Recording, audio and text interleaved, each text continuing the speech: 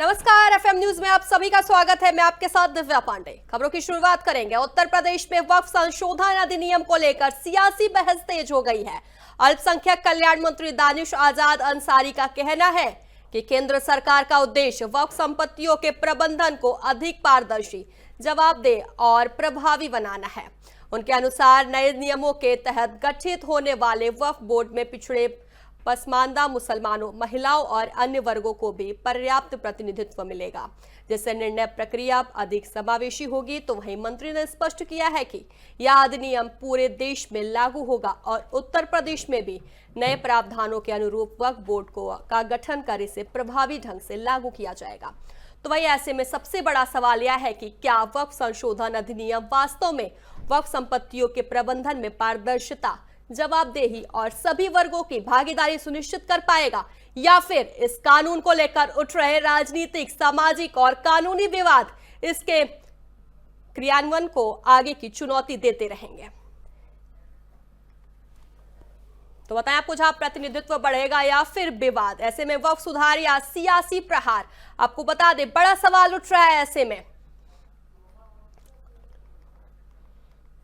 तो बताएं आपको, ऐसे में बड़ा सवाल उठ रहा है कि इस कानून को लेकर, आपको बता दें बड़ा सवाल है राजनीतिक, सामाजिक और कानूनी विवाद इसके क्रियान्वयन को आगे भी चुनौती देते रहेंगे। बड़ा सवाल है ये। तो प्रतिनिधित्व बढ़ेगा या फिर विवाद बढ़ेगा, बड़ा सवाल है। तो आपको बताएं, ऐसे में जहां वक्फ बोर्ड का गठन करे, इसे प्रभावी ढंग से लागू किया जाएगा। ऐसे में सबसे बड़ा सवाल अब यही है कि क्या वक्फ संशोधन अधिनियम वास्तव में वक्फ संपत्तियों के प्रबंधन में पारदर्शिता, जवाबदेही और सभी वर्गों की भागीदारी सुनिश्चित कर पाएगा। केंद्र की मोदी सरकार वक्फ संशोधन अधिनियम लेके आई, जिसके पीछे का मकसद ये था कि वक्फ की संपत्तियों पे तो उसका बेहतर रखरखाव हो और उसका बेहतर मैनेजमेंट। इसके लिए कई सारे सकारात्मक संशोधन भी किए गए वक्फ संशोधन अधिनियम 2024 के माध्यम से, जिसके तहत नए जो वक्फ की जो टीम बनेगी, जो वक्फ बोर्ड का गठन होगा, उसमें पिछड़े पासमानदा जो मुसलमान है उनका रिप्रेजेंटेशन होगा, जो महिलाएं हैं उनका रिप्रेजेंटेशन होना चाहिए, हमारे जो तमाम और भी मुस्लिम समाज के अलग अलग वर्ग है उनका रिप्रेजेंटेशन होना चाहिए, हमारे दो ऐसे सदस्य का भी नॉमिनेशन उसमें होना है जो नॉन मुस्लिम है। तो जो अमेंडमेंट लेके आई, जो प्रावधान केंद्र सरकार लेके आया, उस प्रावधान के अनुसार मध्य प्रदेश में या तमाम जगह प्रस्तावित है बोर्ड का गठन होना, और यकीनी तौर पर पारदर्शी व्यवस्था हो। तो वह इस मुद्दे पर विस्तार से चर्चा करने के लिए हमारे साथ वरिष्ठ पत्रकार अजय पत्रकार जी जुड़ गए, तो वहीं नाजिम अशरफी जी भी हमारे साथ जुड़ गए। मेरा पहला सवाल नाजिम अशरफी जी आपसे ही है, वक्फ बोर्ड में पारदर्शिता बढ़ाने की कोशिश की जा रही है, किस तरीके से आप देखते हैं?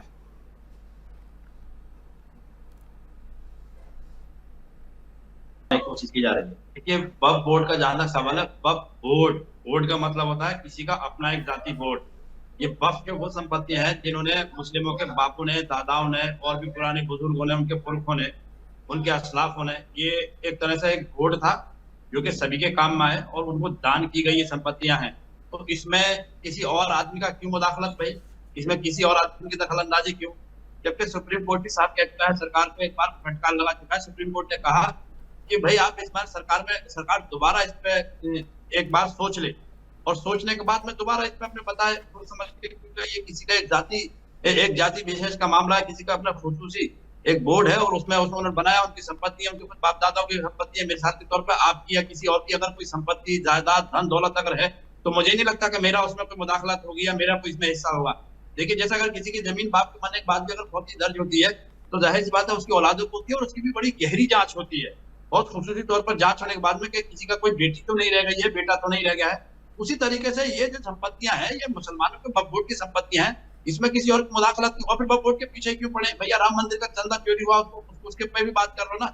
मगर सबसे बड़ी बात ये सारी बातें ये सरकार बड़ी अटपटी और बड़ी अजीब बात चला दी है, क्योंकि ये उन चीजों पर पर्दा डाल सके, उन चीजों को छुपा सके, उनको पीछे एकदम धकेल सके।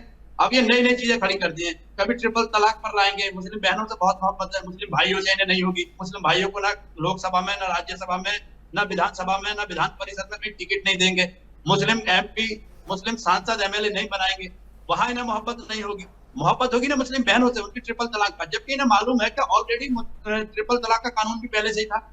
तो ये सारी चीजें जो है ये जनता का ध्यान भटकाने के लिए है।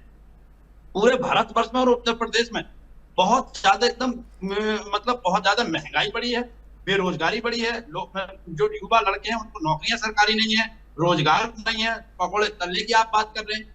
बड़ी अजीब अजीब सी अटपटी सी बात है जिनका कोई मतलब नहीं होता। अब और कुछ नहीं मिला तो वक्फ बोर्ड पर इतनी जमीन क्यों है? अरे भाई आप नहीं दे रहे, अब क्या एक ही सनातन बोर्ड बनना चाहिए? बिल्कुल, मैं तो इस्तेमाल करता हूँ, सनातन बोर्ड बनना चाहिए। मैं सनातन बोर्ड में थोड़ा बहुत कुछ दान करने के लिए मैं तैयार हो जाऊंगा, लेकिन सनातन बोर्ड सनातन वालों के पास रहेगा ना। अब ये जहां तक मुस्लिम पर्सनल लॉ बोर्ड है या वक्फ बोर्ड है, ये तो मुसलमानों के साथ रहेगा, तो इसमें अदर किसी कास्ट के आदमी की इसमें एंट्री क्यों भाई? वो कैसे हो जाएगा? अब अगर मुझे कोई अगर इनकी कोई इनकी शाखा है, कोई संस्था है, कोई इनका बोर्ड है, क्या ये मुझे उसमें मुझे सदस्य बनाएंगे? मुझे उसमें कैंडिडेट मतलब ये चुनेंगे, इलेक्ट करेंगे? उसमें नहीं करेंगे। तो जाहिर सी बात है ये सब फालतू की बातें क्यों करनी, सिर्फ लोगों का ध्यान भटकाना है, देश में गरीबी चलिए आ ठीक है, जाए, चलिए ठीक है। तेल अजय महंगा हो पत्रकार जाए, जी भी गैस हमारे साथ जुड़े हुए। अजय पत्रकार जी, आपने नाजिम जी को सुना, आपसे भी यही सवाल है कि वक्फ बोर्ड में पारदर्शिता बढ़ाने की कोशिश की जा रही है। देखिए, नाजिम असलफी साहब ने अभी जो फरमाया बड़ा अच्छा फरमाया, उनके भी अपने विचार अपनी जगह बिल्कुल सही है क्या वक्फ पे कि पहले से कई जगह से डिमांड हो रही थी कि वक्फ पे के नाम पर कुछ तथाकथित लोग, आम मुस्लिम नहीं या मुस्लिम दानिशवर नहीं, कुछ तथाकथित लोग कई जगह नाजायज़ कर रहे थे। एक बार पार्लियामेंट में लालू यादव ने खुद कह दिया कि बिहार में और ख़ासतौर से पटना, फुलवारी शरीफ, 2-3 जगह के लिए उन्होंने कहा, देश के और जगह, कि यहाँ पे वक्फ के नाम पे कुछ लोगों ने बहुत नाजायज़ शो किया।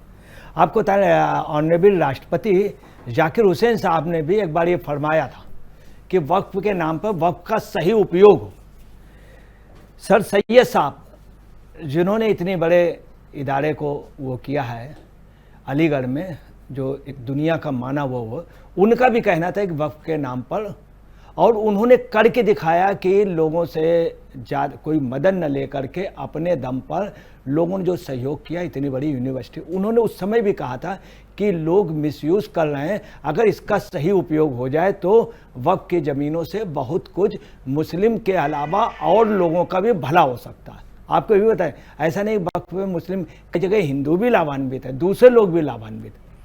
अब आपको बताना है, इन सब के साथ जो सबसे बड़ी बात आ गई, कई मुस्लिम उन्होंने इस बात की कई बार बात कही। रामपुर की एक सांसद थी नूर बानो, एक मोहसिना किदवई थी जो बहुत बेहतरीन मुस्लिम लीडर हिंदुस्तान की थी, जिनको चीफ मिनिस्टर या मिनिस्टर नहीं बनाया गया जबकि इतनी योग थी, उनका भी कहना था।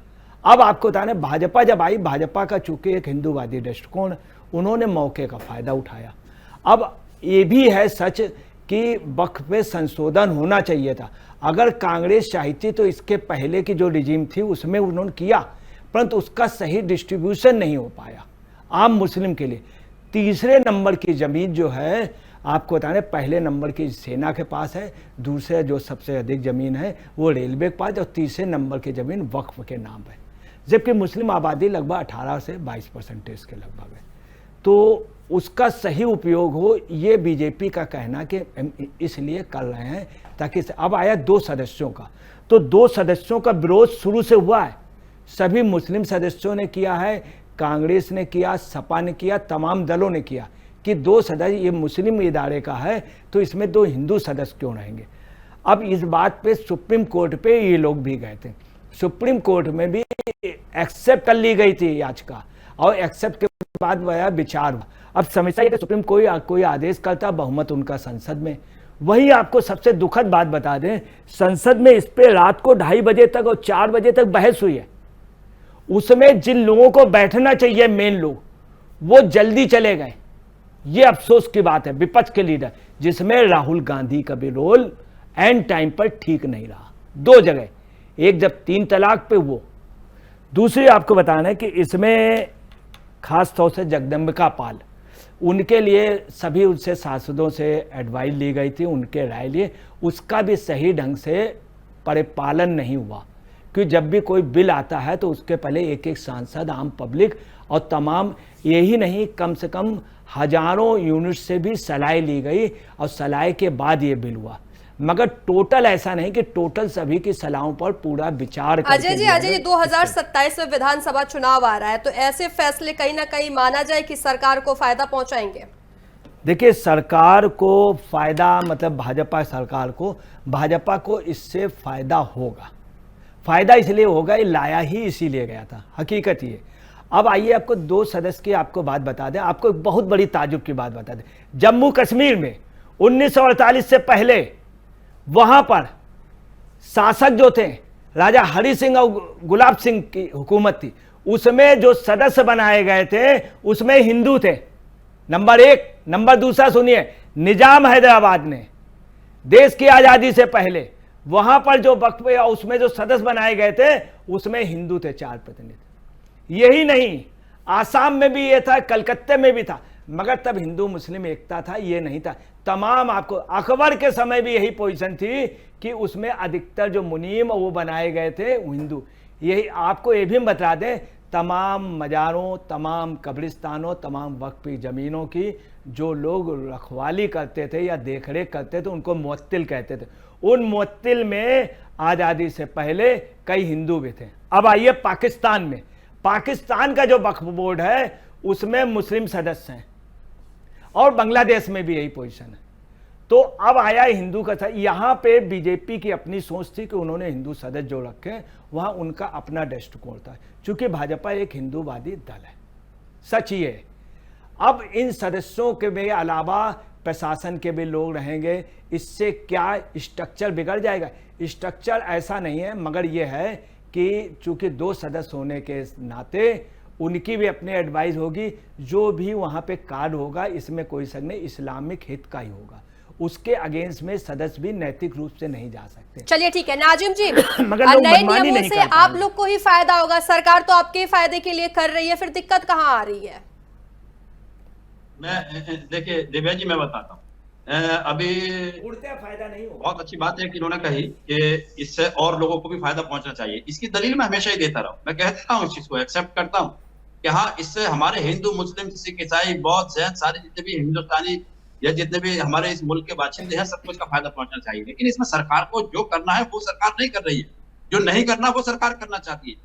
सपोज दैट फॉर एग्जाम्पल, अगर आप किसी मिसाल के तौर पर अगर किसी की आप मदद करना चाहते हैं तो आप मदद ऐसे करिए, वक्फ की जमीनें हैं, वक्फ बोर्ड के पास रहें, मेंबर उसमें वक्फ के रहें, और आप उसमें यूनिवर्सिटीज बनाइए ना, मेडिकल कॉलेजेस बनाइए, तो उससे पूरे भारतवर्ष को फायदा होगा।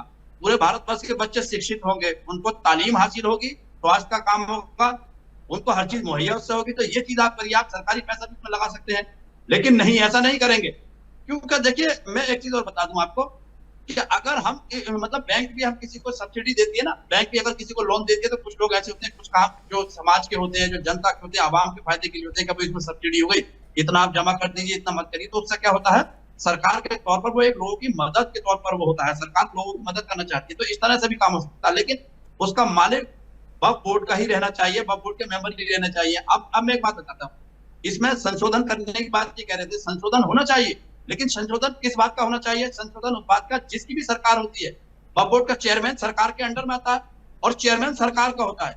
उस चेयरमैन की जांच हो, वो वक्फ बोर्ड की जमीन ना खा जाए, उस चेयरमैन के लिए कम से कम बहुत अच्छी खासी उस पर निगरानी हो, उस चेयरमैन से सवाल के जवाब हो, उससे जवाबदेही बनती हो। तो इस चीज पर संशोधन करने की जरूरत है कि वक्फ की जमीन पर कहाँ किस जगह इस्तेमाल हो रही है, कहाँ कितना हिस्सा कहाँ चला गया, किसी ने जबरदस्ती कब्जा तो नहीं कर लिया, कोई सरकारी पुलिस चौकी तो उस पर नहीं बन गई, या किसी पर्सन ने तो कब्जा। तो इस चीज पर संशोधन होने की जरूरत है, सख्ती थोड़ी पेश आने की जरूरत है। अब मैं दानिश आजाद अंसारी बात हूँ, दानिश आजाद अंसारी बेचारा रटा हुआ तोता है, उससे क्या मतलब, उससे तो सिर्फ मंत्री बने रहना सरकार में, ऐसा नहीं क्योंकि कैबिनेट मिनिस्टर है, बस भैया का लॉलीपॉप दिखा दिया।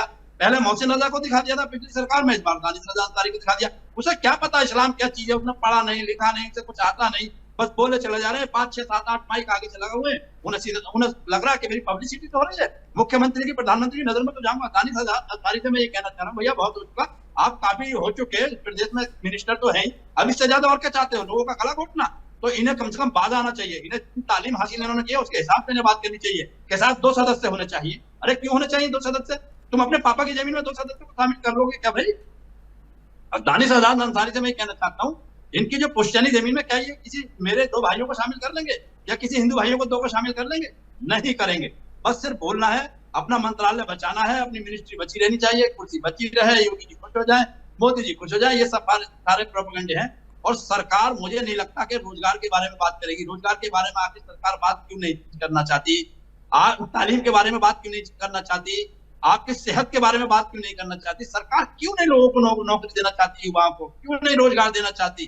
क्यों मुल्क की तरक्की नहीं चाहती? इस तरह की बातें हिंदू मुस्लिम सब उठाकर इसी चीज में झोंके रहना।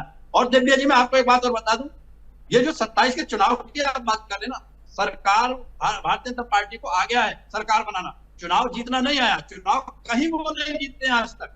लेकिन आपने देखा होगा क्या एग्जिट पोल है, सर्वे कह रहे हैं रिपोर्टर्स के, आखिर रिपोर्टर्स अपनी काफी जिंदगी उसमें गुजर बसर करके और एक तजुर्बा हासिल करते हैं कि भैया एग्जिट पोल आ रहे हैं, हरियाणा में कांग्रेस की सरकार आ जाएगी।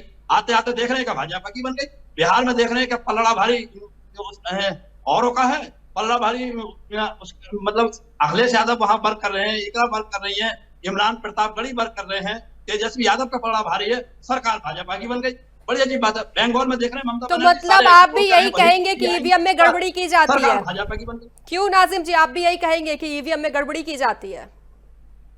अरे ईवीएम में गड़बड़ी नहीं की जाती दिव्या जी, यही तो बड़ी टेक्निक इनको याद है। ये तो आप भी तो कह रहे हैं, आप भी तो कह रहे हैं कि सरकार बन जाती है। हाँ, सरकार बना लेते हैं, मैं वही बता रहा हूँ। ईवीएम में गड़बड़ी नहीं है, मैं उसके खिलाफ हूँ। ये सिस्टम सरकार बना रही है, जो IAS IPS लोग है वो इनकी सरकार बना रही है। राजी राजी ना गैर राजी, हर जगह सरकार बना लेते हैं। तो 27 के चुनाव की फिक्र करने की जरूरत नहीं है भारतीय जनता पार्टी को, तो बना लेते हैं सरकार। तो महाराष्ट्र में बना लेंगे, हर जगह बना लेंगे, इसमें हो सकता है तीसरी बार बना लें। ये चुनावी स्टंट नहीं है, बस उन्हें तो लोगों की थोड़ी सी संपत्ति बटोरनी है और थोड़ा सा एडवांटेज लेना है, इसलिए ये सब इस तरह की हरकत लाते हैं। किसी के ना भला किया। और एक चीज और आपको बताता चलूं, किसी हिंदू भाई का भी भला नहीं हुआ है 11 सालों की सरकार में केंद्र की, और 10 साल पूरे होने जा रहे हैं स्टेट की सरकार में यूपी की। किसी ना हिंदू भाई को कुछ मिला है, ना सिख को कुछ मिला है, ना मुस्लिम को कुछ मिला है, ना बौद्ध को, जैन को। हाँ, इतना जरूर है 5 किलो गल्ला, 5 किलो राशन जरूर दे रहे हैं, वो भी उनको जो गरीबी रेखा का नीचे है, तो वो तो डिजर्व करते हैं ना, उसके लिए वो तो देना ही होगा।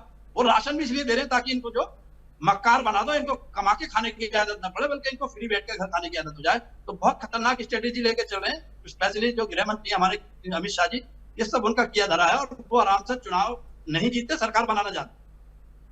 चलिए ठीक है। अजय पत्रकार जी, मध्य प्रदेश सरकार ने भी 2 गैर मुस्लिम की नियुक्ति की, जिसको लेकर फिलहाल बवाल वहां पर भी खूब चल रहा है। देखिए, मध्य प्रदेश में अभी हाल में चूंकि बीजेपी के इसमें है, दूसरी बार जो वक्फ एक्ट है 2025 का, उसमें चूंकि उन्होंने नियम किया है तो स्टेट में भी वो फॉलो होंगे। मध्य प्रदेश सरकार ने 2 गैर मुस्लिम प्रतिनिधि बनाए। अब आपको बता दें, अभी बड़ा अच्छा फरमाया था असलफी साहब ने कि हमें याद है कि उसमें जब वक्फ बोर्ड का शुरुआत में हुआ था तो आपने एक वो जारी किया था, बड़ा अच्छा जारी किया था, उस पर भी किसी उसने विचार नहीं किया, तमाम लोगों ने दिए थे इस तरह के। अब वहीं आपको बता दें, ये देश का दुर्भाग्य रहा, मोस्टली जो मिनिस्टर बनते रहे वो सब ऐसे लोग बनते रहे। पार्लियामेंट के अंदर मिनिस्टर थे आरिफ मोहम्मद खान, जब साहिबानों का केस आया तो साहिबानों के विरोध में उन्होंने बयान दिया, इस्तीफा भी दे दिया। उस समय हालांकि सरकार बिल्कुल राजीव गांधी ने समर्थन किया, उसके बाद उन्होंने देखा मुस्लिम वोट, तब वो देखिए कितनी जल्दी लोग रंग बदलते हैं। इसके पहले कई मिनिस्टर हुए, रिजवी तथा कथित एक रिजवी मिनिस्टर थे, आप खुद नाजिम साहब आपने देखा होगा रिजवी साहब का क्या रहा, बाद में वो किधर चले गए। तो ये देश का दुर्भाग्य रहा कि मंत्री, मैं आपको बता रहा हूँ एक सामने देखी हुई बात और सामने सुनी हुई, मतलब प्रत्यक्षदर्शी हम थे कि वो लखनऊ में अली मियाँ और कल्वे सादिक और अटल बिहारी वाजपेयी जी में बात हुई कि इनकी ज़मीनों के लिए कुछ अच्छा किया जाए, उसमें डेवलपमेंट का। वास्तव में बाद में नहीं हुआ। कल्वे सादिक जी ने अपने स्कूल खोले, इरा मेडिकल कॉलेज टॉप के चल रहे हैं। इसके पहले भी रहा, सर सैयद साहब ने, मतलब तब तो अटल जी नहीं थे, उसके पहले भी तमाम ऐसे प्रयास हुए। इसके बाद मुलायम सिंह आए तो ये हुआ कि इसमें वक्फ ज़मीनों पे यहाँ पे कुछ अच्छा निर्माण करेंगे, ये वायदा किया गया। आजम खान ने वायदा किया, मगर आजम खान ने क्या किया, 1000 करोड़ रुपए घपला हुआ, जौहर यूनिवर्सिटी अपने लिए बनवाई। आप मुस्लिम का उसका कोई, ये दुर्भाग्य ये हिंदुओं में भी है, मुस्लिम में भी है कि चंदे का या कोई भी उस तरह का रहा तो उसका उपयोग कुछ लोग अपने लिए कर जाते। इस देश का एक दुर्भाग्य रहा, आपको बता रहे हैं। यही नहीं कि आपको बता रहे हैं कि तालीम के लिए प्रयास हुए कि अच्छे अच्छे डेवलपमेंट हो जाए। परंतु इन बोर्डों में भी ऐसे लोग रहें जो ज़मीनों के एक प्रकार से सौदे कराते रहें और आपको कहीं कहीं बतला रहे हैं कि ये रहा कि जामा मस्जिद, वो संसद और विधानसभा दिल्ली की, कलकत्ते का राजभवन, यहाँ का राजभवन, तमाम जगह जो वक्फ की जगह, अब आपको बता रहे हैं तमाम जगह गलत लोगों ने प्रचारित भी की। आम मुस्लिम ने या किसी के मुस्लिम बड़ी संस्था नहीं कहा कि ये हमारी वक्फ की जगह, कुछ जगह का जानबूझ करके 2-4 नाम मात्र के मुस्लिम उन्होंने भी कह करके इस बात को बढ़ाया, एक डिस्प्यूटेड कर दिया। सब जगह ऐसा हुआ नहीं कि सब जगह कहा हो जमीन, तो ये भी एक रहा कि इसमें पॉलिटिक्स हो रही, अब बहुत ज़्यादा हो रही। 2027 के चुनाव पे ये मुख्य मुद्दा होगा, एक मुख्य मुद्दा होगा और इसका जो प्रॉफिट है एन के एन प्रकार बीजेपी उठा ले जाएगी, इसमें कोई शक नहीं है। ठीक है नाजिम जी, सरकार का दावा है कि जो कानून ये जो कानून नया कानून लागू किया जा रहा है उससे भ्रष्टाचार और अवैध कब्जों पर रोक लगेगा, फिर दिक्कत क्यों आ रही है? कितने अफसोस की बात है, सारे मुसलमानों की चीजों पर कानून बनाने से भ्रष्टाचार पर मतलब रोक लग जाएगी। ये तो उन्होंने 1000 का 500 का नोट भी बंद किया था, काला धन वापस आएगा, आया क्या? नहीं आया ना, नहीं होने वाला। ये सब झूठे जुमले हैं, ये जुमलेबाज लोग हैं। फिर मुझे बड़ी हैरत ही होती है, इतने बेशरम बेगैरत लोग हैं ये कहते हैं कि हम जो है मुसलमानों के लिए भला कर रहे हैं, मुसलमानों के लिए भला कर रहे हैं। अरे तुम्हें शर्म नहीं आती? आप भारतवासियों के लिए भला करिए। अगर आप मुसलमानों के लिए भला कर रहे हैं तो फिर हिंदू भाइयों के लिए बुरा कर रहे हैं। आप किसी एक वर्ग विशेष को क्यों भला कर रहे हैं? आप सबको भला करिए ना। फिर मैं वही बात कह रहा हूँ, अजय साहब ने बहुत अच्छी बात कही थी, मैंने भी कई बार इस चीज पे सारे टीवी चैनल की डिबेट में बैठ के कहा कि ये जो वक्फ की जमीनें हैं इसमें सरकार अपने पैसे से बिल्डिंग्स बनाए, वक्फ बोर्ड की वो यूनिवर्सिटी रहने दे, वक्फ बोर्ड का मेडिकल कॉलेज रहने दे, वक्फ बोर्ड के जो मतलब जो क्या कहते हैं स्कूल है, कॉलेजेस हैं, मेडिकल कॉलेजेस हैं, सब वक्फ बोर्ड का रहने दे, लेकिन सरकार का उसमें ट्रस्टी हो जाएगा, कोई दिक्कत नहीं है, जमीन वक्फ बोर्ड की हो जाएगी। अब कहते तो है, दुहाई भरते हैं कि रेलवे पे बहुत जमीन है, आर्मी पे बहुत जमीन है, उसके बाद में सबसे ज्यादा जमीन वक्फ के पास है। अरे तो उसका फायदा उठाइए ना भाई, आप उसमें बड़े बड़े इदारे कायम कीजिए, आप सरकारी टीचर रखिए, उसमें सरकारी बिल्डिंग बनाइए, तो कम से कम सारे हिंदू मुस्लिम पूरे भारतवासी, ना हिंदू मुस्लिम सिख ईसाई कोई नहीं होगा। सिर्फ हम ये देखेंगे कि हमारे मुल्क के वतन अजीज हिंदुस्तान का बच्चा है, आने वाला मुस्तकबिल है हमारे मुल्क का, तो वो पढ़ेगा, उसमें वो तालीम हासिल करेगा, उसी का इलाज होगा, सबका इलाज इसमें होगा। तो कहने का मतलब यह है कि हमारा वतन अजीज हिंदुस्तान जो है, हमारा मुल्क, इसमें सारे धर्मों के लोग रहते हैं, कि सर्वधर्म प्रधान देश है। चलिए ठीक है नाजिम असरफी जी, समय का अभाव होने के कारण आप दोनों को यहीं पे रोकना पड़ेगा। तो बुलेटिन में फिलहाल के लिए बस इतना ही। बने रहिए एफएम न्यूज के साथ। नमस्कार।